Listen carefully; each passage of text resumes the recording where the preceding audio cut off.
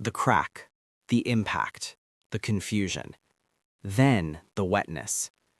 You touch your side and your hand comes back painted. Red. Too much red.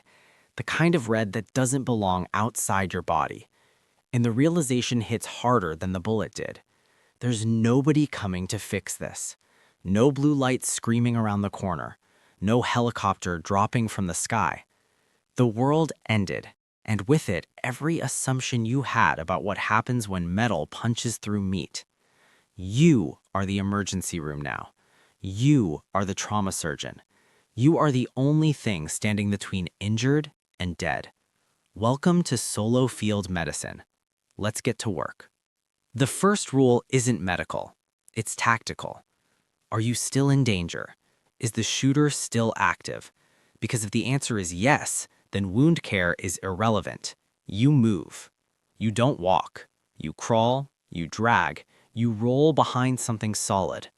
A wounded person hiding behind cover is better than a perfectly bandaged corpse in the open. Get behind a wall, a car, a pile of rubble, anything that will stop another bullet.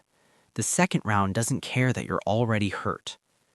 Once you're in cover, or as safe as you're going to get, then you think about the whole. Your hands are shaking. That's normal. Your vision might be tunneling. Also normal.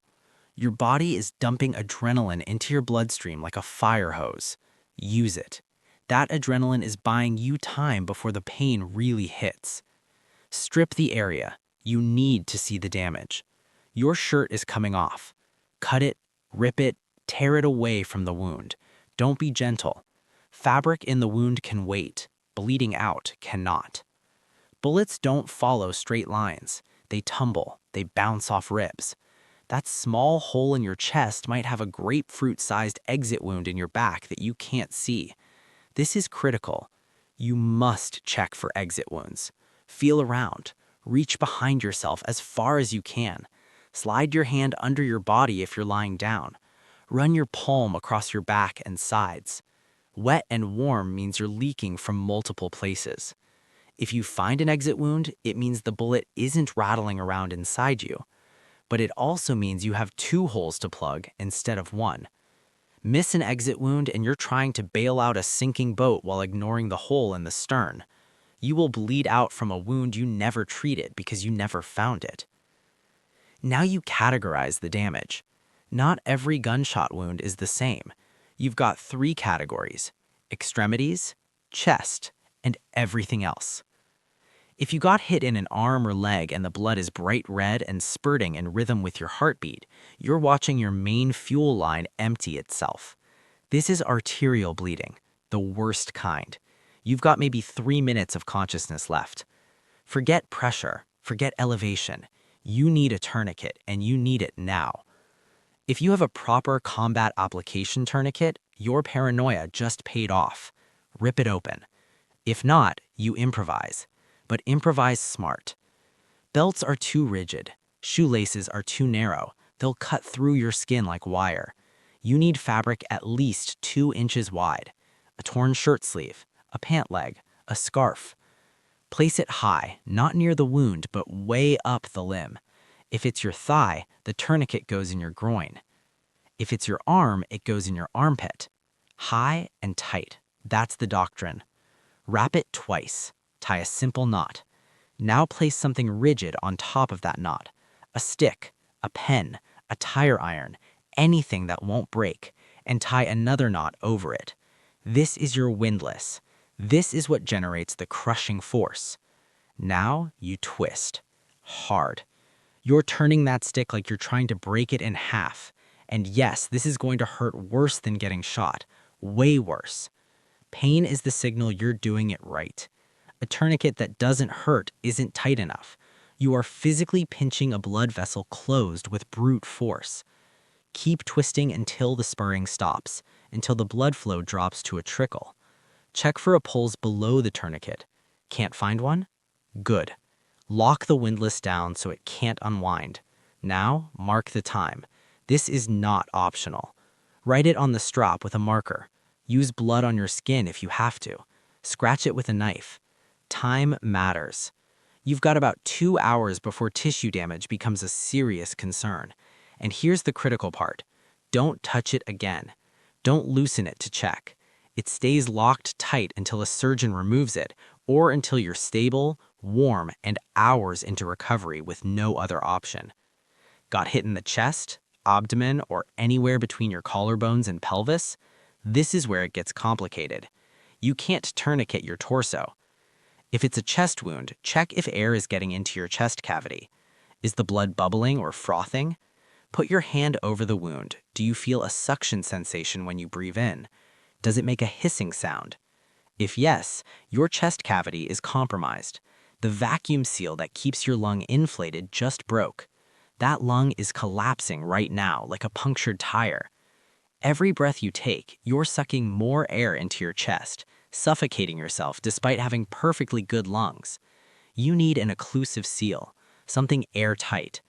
The plastic wrapper of a bandage, a piece of a plastic bag, even a credit card with duct tape around the edges. Hell, use your palm pressed flat against it until you find something better. Place it directly over the wound and tape 3 sides down solid. No air leaks. Leave the 4th side loose, usually the bottom edge. This creates a one-way flutter valve. When you exhale, air escapes from under that loose edge. When you inhale, the plastic gets sucked into your chest and prevents air from getting back in. Check your back. 2 wounds, 2 seals. Now, watch for this. Tension pneumothorax. If you seal the wound and suddenly you can't breathe, if every breath gets harder, if your neck veins are bulging, the pressure is building inside with nowhere to go. It's collapsing your lung and compressing your heart. If that happens, peel back one corner of that seal and let it hiss out. You'll hear it, a rush of air escaping. Let it vent, then reseal it. It's called burping the wound, and it might be what keeps you alive. If the wound is in your abdomen, groin, armpit, or neck, you're dealing with a different problem. These areas need packing. Get gauze. Hemostatic gauze if you have it. Quick clot, Celox, they cut clotting time from 10 minutes down to 3. If you don't, use regular sterile gauze. Don't have that? Use clean cloth strips. Now comes the part where you earn your survival merit badge. You are going to put your fingers inside the wound in your own body. I know, it's warm, it's wet. It feels fundamentally wrong. Your brain is screaming at you not to do this. Do it anyway. Push your fingers in until you find the source. You're feeling for a vessel pumping against bone. That's your target. Once you find it, your finger is the cork. Don't pull it out. With your other hand, start feeding gauze into the wound cavity, not on top, into it. Pack it layer by layer, from the deepest point outward, using your own tissue as a backstop. Keep packing until you physically cannot fit another strand of gauze in there. The cavity should be completely full. Now, remove your finger and immediately put your palm flat on top. Push down, hard. Use your body weight. Hold that pressure for 3 solid minutes if you have hemostatic gauze. 10 minutes if you don't. Do not peek.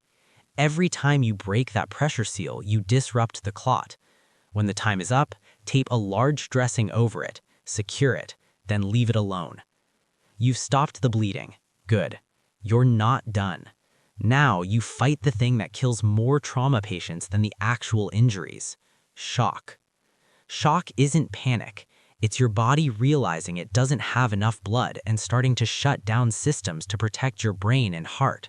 This is where the lethal triad begins, a death spiral of 3 things that feed each other.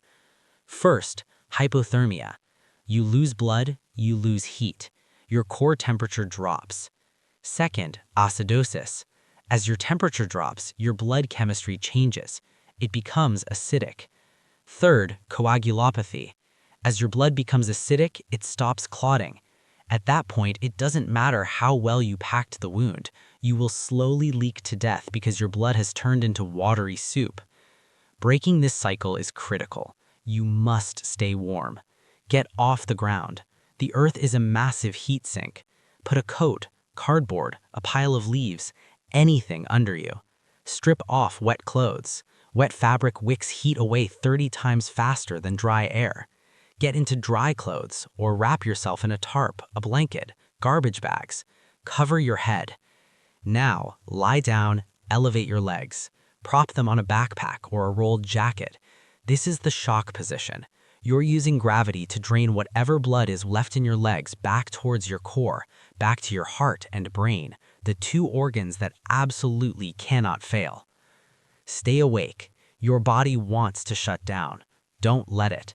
Talk to yourself out loud. Say your name. Recite your address. Count backwards from 100. Keep your brain engaged. If you're starting to get confused, your brain isn't getting enough oxygen. You're either still bleeding or deep in shock. Check your wounds again. If you have antibiotics, start them now. Doxycycline, amoxicillin, anything broad spectrum. Infection is coming. The inside of your body just got exposed to the outside.